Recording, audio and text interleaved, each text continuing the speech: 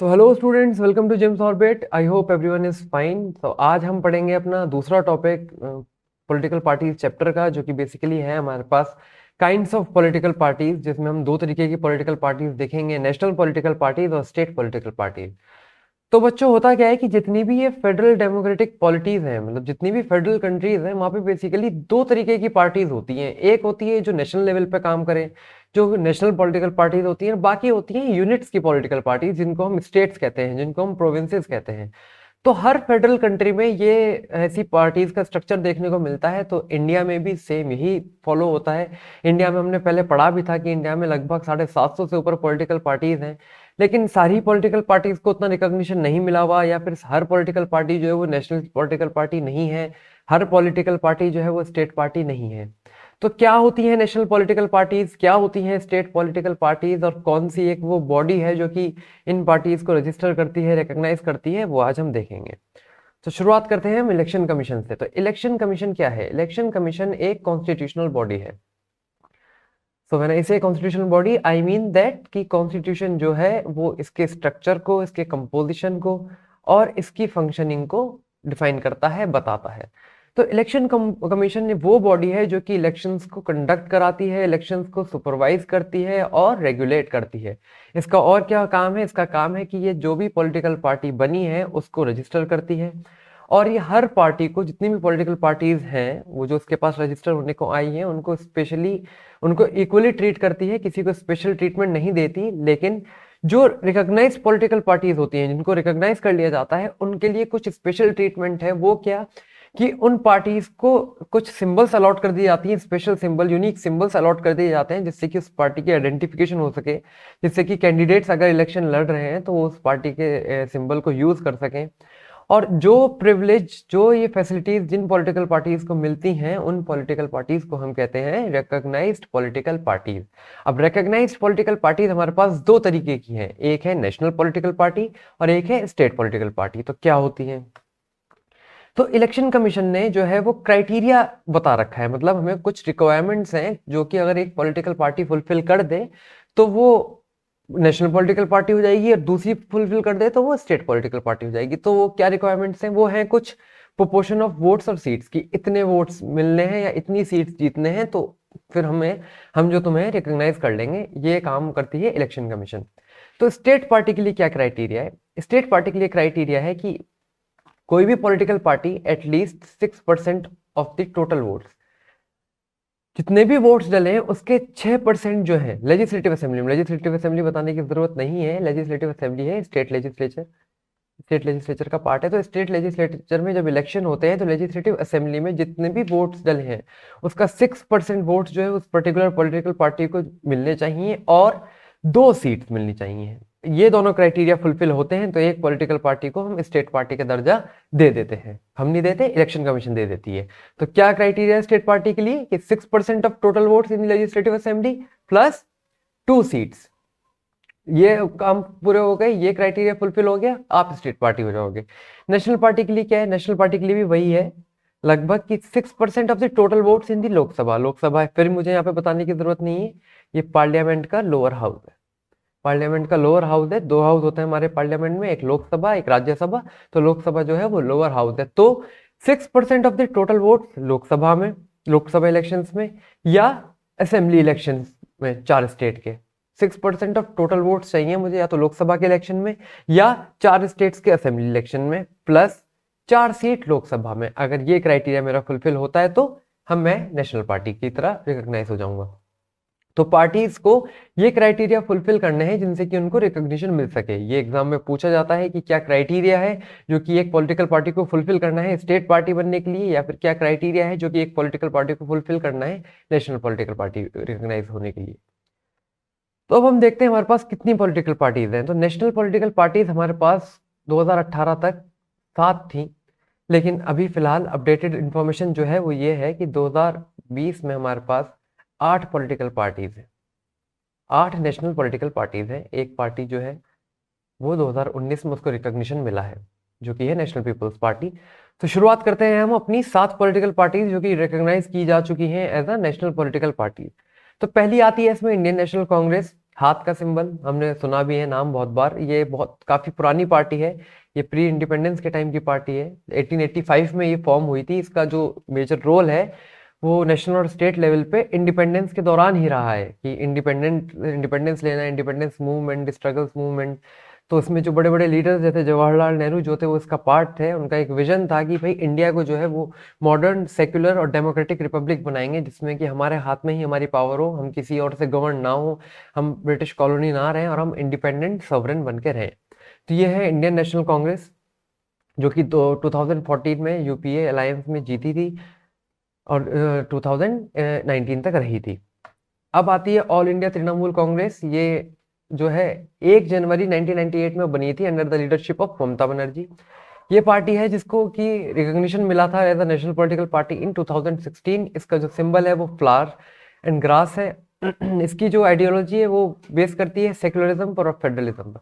Secularism meaning कि भाई सारे रिलीजन के लोग विदाउट इंटरफेरेंस जो है आपस में एक यूनाइट होकर के रह सकें, परस्पर रह सकें, किसी को किसी से भेदभाव ना हो, मतभेद ना हो, सारे रिलीजन के लोग जो है वो पीसफुली सरवाइव कर सकें। और फेडरलिज्म वही 2 level structure, distribution of power, division of power and independence. ये बेसिकली वेस्ट बंगाल में पावर में रहती है, लेकिन इसकी प्रेजेंस जो है वो अरुणाचल प्रदेश, मणिपुर और त्रिपुरा में भी है।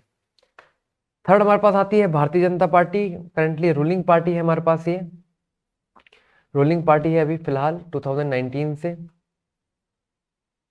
तो ये पार्टी जो है ये बनी थी 1918 में। 1980 में ये पार्टी बनी थी बाय रिवाइविंग भारतीय जनसंघ। भारतीय जनसंघ जो कि 1951 में बना था बाय श्यामा प्रसाद मुखर्जी के द्वारा जो बना था, उसको रिवाइव किया गया था। तो हमारे पास भारतीय जनता पार्टी बनी थी।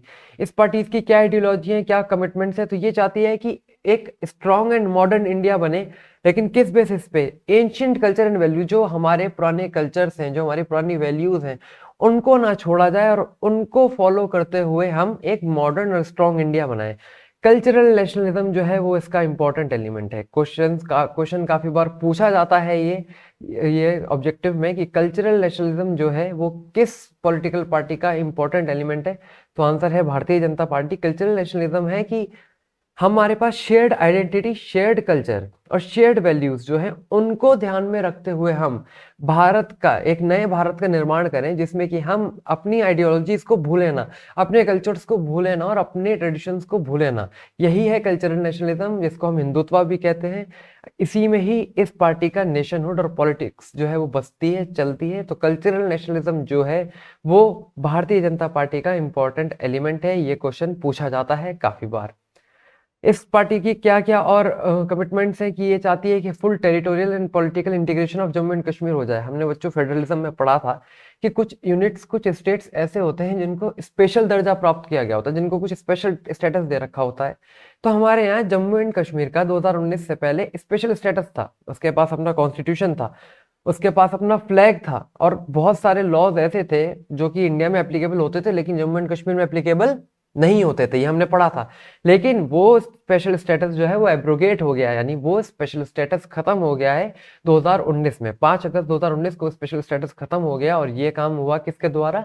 भारतीय जनता पार्टी। तो ये अपने कमिटमेंट पे खरे उतरे। तो इनका जो पहला कमिटमेंट था वो था full territorial and political integration of Jammu and Kashmir, जो कि अब हो चुका है। और दूसरा है uniform civil code. Uniform civil code मतलब एक जैसे सिविल लॉज सभी धर्म के लोगों के लिए, कोई धार्मिक भेदभाव ना हो। जैसे हमारे यहाँ क्रिमिनल लॉज है, अगर हमने चोरी की, कोई भी चोरी करता है इरिस्पेक्टिव ऑफ कि वो हिंदू, मुसलमान, सिख, ईसाई, ऊंचा लंबा, तो चोरी करिए तो उसकी सजा एक है। तो ऐसे ही ये होता है कि कॉन्स्टिट्यूशन में मेंशन है कि यूनिफॉर्म सिविल कोड आए, जिसमें मैरिज के लॉज जो है, एडॉप्शन के लॉज जो है, सक्सेशन के लॉज जो है, मेरे पास ये सारे लॉज का एक ही लॉ हो। मतलब कोई भी धर्म का व्यक्ति हो, कोई भी धर्म का आदमी हो, उन सब पे एक ही लॉ एप्लीकेबल हो। जब हमारे पास क्रिमिनल साइड पे एक ही लॉ एप्लीकेबल है पूरे नेशन के लिए, हर तरीके के लोगों के लिए, तो मेरे पास सिविल लॉज एक क्यों नहीं है? ये भी इस पार्टी का जो है वो एक कमिटमेंट है।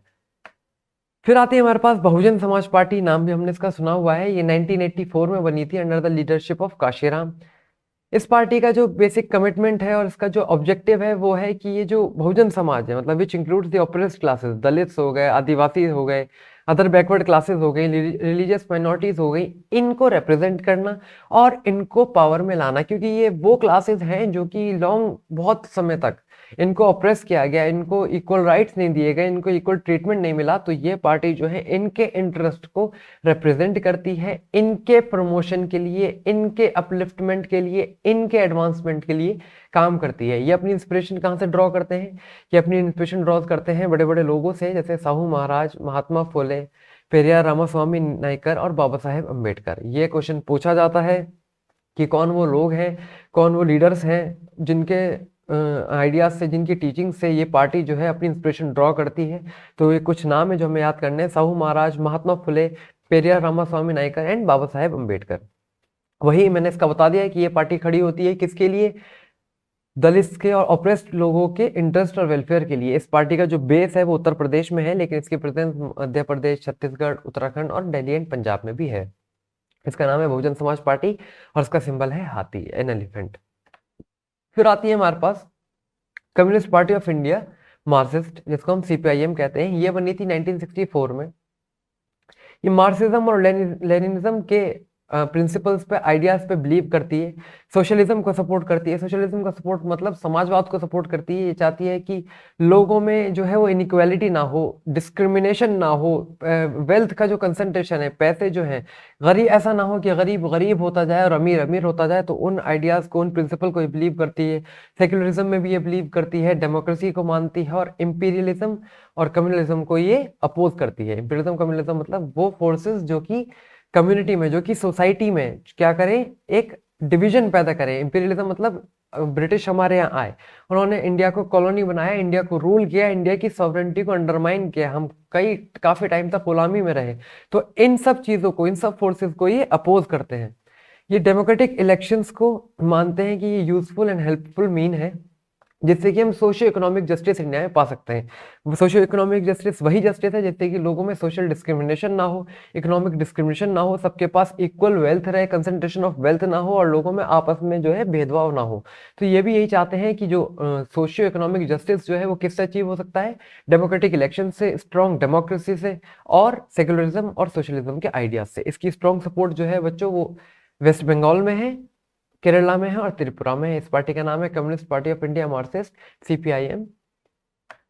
अब आती है हमारे पास CPI, communist party of India. ये बनी थी 1925 में। इसका भी जो बिलीव है वो मार्क्सिज्म, लेनिनिज्म, सेक्युलरिज्म और डेमोक्रेसी पे बिलीव करते हैं। ये भी सक्सेशनिज्म और कम्युनलिज्म की फोर्सेस को जो है अपोज करते हैं कि भाई कोई भी कंट्री किसी की गुलाम ना बनाई जाए, किसी को भी स्लेवरी के लॉन्ग सब्जेक्शन में ना रखा जाए, कि किसी भी कंट्री को हम गुलाम बना दें, उसको रूल करें। इससे क्या होता है कि कंट्री की इंडिपेंडेंस खत्म होती है। ये पार्लियामेंट्री डेमोक्रेसी को अपनाते हैं, मानते हैं कि ये एक मीन है जिससे कि हम वर्किंग क्लास को, किसानों को और गरीब लोगों के इंटरेस्ट को प्रमोट कर सकते हैं, उनके वेलफेयर को हम दर्शा सकते हैं। ये मानते हैं पार्लियामेंट्री डेमोक्रेसी को। ऐसा क्यों माना जाता है कि पार्लियामेंट में हमारे पास रिप्रेजेंटेशन है, हर कम्युनिटी का, हर वर्ग के लोगों का हमारे पास रिप्रेजेंटेशन है, तो इसलिए ये इस पे बिलीव करते हैं। इनकी प्रेजेंस है केरला में, वेस्ट बंगाल में, पंजाब में, आंध्र प्रदेश में, तमिलनाडु में। ये क्वेश्चन पूछे जाते हैं कि कहाँ कहाँ किस पार्टी की प्रेजेंस है, कौन पार्टी कब फॉर्म हुई थी। तो ये कुछ बातें हैं जो कि हमें नोट्स बना करके याद करनी रहेंगी कि भाई ये फला पार्टी, ये पर्टिकुलर पार्टी इस टाइम पे फॉर्म हुई थी। ये सब बातें हैं बस। फिर हमारे पास आती है नेशनलिस्ट कांग्रेस पार्टी, एनसीपी इसको कहते हैं हम, क्योंकि ये कांग्रेस पार्टी इसका नाम लग रहा है, और हमने पहले भी पढ़ा इंडियन नेशनल कांग्रेस, लेकिन ये दोनों अलग पार्टी हैं। हाँ, कि 1999 में फॉर्म हुई थी। किससे? जब कांग्रेस पार्टी का स्प्लिट हुआ था, तो ये एक फैक्शन निकल के अलग हो गया था, जिसने कि अपने आप को रिकॉग्नाइज करवाया एज अ नेशनलिस्ट कांग्रेस पार्टी। इसके भी क्या क्या बिलीफ है? ये डेमोक्रेसी में बिलीव करती है, बहुत अच्छे। गांधीयन सेक्युलरिज्म में बिलीव करती है। क्या गांधीयन सेक्युलरिज्म? क्या गांधीयन सेक्युलरिज्म? वही सेक्युलरिज्म कि सभी धर्म के लोग जो है आपस में मिलकर रहें, और स्टेट का, जो देश, जो एक कंट्री है, उसका कोई भी अपना रिलीजन ना हो, ना वो किसी रिलीजन को प्रमोट करे, ना वो किसी रिलीजन को डिस्कार्ड करे। वो रिलीजन के मैटर्स में, धर्म के मामलों में जो स्टेट है, जो गवर्नमेंट है, वो क्या रहे? न्यूट्रल रहे। सभी धर्मों को एक जैसा ट्रीटमेंट दे, ना किसी को बढ़ावा, ना किसी को कमजोर। Equity, equality, social justice and federalism पे भी ये बिलीव करते हैं। ये इनका एक स्ट्रॉन्ग कमिटमेंट ये है, एक स्ट्रॉन्ग बिलीफ इनका ये है, ये चाहते हैं कि जो गवर्नमेंट में हाई ऑफिसेज है, जो बड़ी बड़ी रैंक है, प्राइम मिनिस्टर, प्रेसिडेंट एक्सेट्रा, ये जो ऑफिसेज हैं ये सिर्फ natural born citizen of the country he occupy करें। मतलब कि जो लोग भारत में पैदा हुए हैं, सिर्फ वही लोग हकदार हों कि वो जो गवर्नमेंट के हाई ऑफिसेज हैं उनको ऑक्यूपाई करें और उनको एक्वायर करें। ये मानना, ये ऐसी इनकी सोच है, ये ऐसा इनका बिलीफ है। इसकी पार्टी की प्रेजेंस मेजरली कहाँ कहाँ है? महाराष्ट्र में। ये जो है पार्टी जो है एक्चुअली यूपीए का, यूनाइटेड प्रोग्रेसिव अलायंस का जो है वो मेंबर है, जो पार्टी है ये। और इसकी प्रेजेंस मेघालय, मणिपुर एंड असम में है। इसके अलावा नेशनल पार्टीज हमने पढ़ ली कि 7 नेशनल पार्टीज है हमारे पास। एक नेशनल पार्टी और है हमारे पास बच्चों, जो कि 2019 में रजिस्टर हुई है। इसके अलावा हमारे पास एक और नेशनल पॉलिटिकल पार्टी है, 2019 में हुई है, नेशनल पीपल पार्टी। ये 2019 में इसको रिकॉग्निशन मिला है। तो हमारे पास अभी कुल मिला के देखा जाए तो 8 नेशनल पॉलिटिकल पार्टीज हैं। इसके अलावा हमारे पास आती है स्टेट पार्टीज। अब ऐसा तो नहीं है कि इन 7 पार्टीज के अलावा हमारे पास कोई और पॉलिटिकल पार्टी ही नहीं है। तो हमारे पास 7 पॉलिटिकल पार्टीज के अलावा ऐसा तो नहीं है हमारे पास और कोई पॉलिटिकल पार्टीज नहीं है। हमारे पास पॉलिटिकल पार्टीज हैं 7 के अलावा या 8 के अलावा, ऐसा तो नहीं है हमारे पास पॉलिटिकल पार्टीज नहीं है। अगर नेशनल नहीं है तो क्या हुआ? हमारे पास स्टेट पॉलिटिकल पार्टीज हैं। स्टेट पॉलिटिकल पार्टीज वही होती हैं जो कि किसी रीजन तक सीमित होती हैं। जैसे कि हमें नाम से पता चल रहा है कि स्टेट पॉलिटिकल पार्टीज क्या होंगी। स्टेट पॉलिटिकल पार्टीज वही होंगी जो किसी स्टेट तक सीमित होंगी, या फिर ऐसा भी जरूरी नहीं है कि वो स्टेट तक सीमित हो, लेकिन ऐसा हो सकता है कि उनका रिकॉग्निशन ना हो। काम तो वो ऑल ओवर द इंडिया करती हूँ। ऐसी बहुत सारी पार्टियां हमारे पास, समाजवादी पार्टी है, राष्ट्रीय जनता दल है, जिसको ऑल ओवर द इंडिया जाना जाता है। ये इलेक्शन भी लड़ती है, लेकिन इनको इतनी सक्सेस नहीं मिली, ये उस तरीके से अपनी पॉपुलैरिटी नहीं बढ़ा पाए, तो ये एक कुछ स्टेट तक सीमित रहती है। आरजेडी बिहार तक सीमित है, समाजवादी पार्टी जो है वो यूपी तक सीमित है। तो इन पार्टीज को हम कहते हैं रीजनल पार्टीज। तो ये वो पार्टीज हैं जो कि या तो स्टेट तक सीमित है, कुछ कुछ ऐसी पार्टीज हैं जो कि बनी ही स्टेट के लिए हैं। मेघालय की पार्टीज हैं, कुछ स्टेट, असम में पार्टीज हैं जो कि अपने स्टेट के अपलिफ्टमेंट के लिए, अपने स्टेट के रिप्रेजेंटेशन के लिए बनी है, तो वो वहीं तक काम करना चाहते हैं और वहीं तक अपना रिकॉग्निशन चाहते हैं। कुछ ऐसी पार्टीज हैं जिनको अभी इतना रिकॉग्निशन नहीं मिला ऑल ओवर द इंडिया, तो वो कुछ ही स्टेट में सक्सीड कर पाई हैं, तो उनको हम स्टेट पार्टीज कहते हैं। स्टेट पार्टीज के होने से क्या फायदा है भाई? नेशनल पार्टीज के अलावा स्टेट पार्टीज होने से क्या फायदा है? हमें पता है कि 2004 में जब हमारे इलेक्शंस हुए थे तो किसी भी सिंगल पॉलिटिकल पार्टी को मेजोरिटी नहीं मिली थी। तो हमारे यहाँ अलायंस में सरकार बनी थी, हमारे यहाँ यूपीए की सरकार बनी थी उस टाइम। तो इससे क्या होता है? इससे हमारी पार्लियामेंट जो है वो पॉलिटिकली डाइवर्स होती है। मतलब किसी एक पॉलिटिकल पार्टी को मेजोरिटी नहीं मिल रही तो वहाँ पे कोलिशन सरकार बन रही है, वहाँ पे अलायंस हो रहा है, वहाँ पे नेशनल पॉलिटिकल पार्टी जो है वो रीजनल पार्टीज के साथ क्या कर लेती हैं? वो गठबंधन कर लेती है, अलायंस कर लेती हैं, और हमारी पार्लियामेंट जो है वो डाइवर्स हो जाती है। वहाँ पे किसी एक की मेजोरिटी नहीं रहती, काफी सारी पॉलिटिकल पार्टीज जो है वो गवर्नमेंट फॉर्म करती हैं। तो यही था आज के लिए, इतना ही था। आज नेशनल पॉलिटिकल पार्टी और स्टेट पॉलिटिकल पार्टीज हमने पढ़ा। नेक्स्ट लेक्चर में हम इस चैप्टर को खत्म कर देंगे, जो कि हमारा होगा challenges to the political parties और reformation in the political parties. I hope कि आपके समझ आया हो। छोटी छोटी बातें हैं याद करने के लिए, याद रखने के लिए। ईयर्स हैं कुछ, कुछ बिलीव्स हैं और नाम हैं कुछ, बस इतना ही हमें याद करना है। इसके लिए क्वेश्चंस आते हैं आपको। आई होप तो आपके समझ आया हो। पढ़ें, लिखें, एक बार रिवाइज करें, और फिर हम मिलते हैं अगले लेक्चर में, अपना चैप्टर को ख़त्म करते हैं। जब तक सब्सक्राइब करें चैनल को, शेयर करें और पढ़ें। धन्यवाद।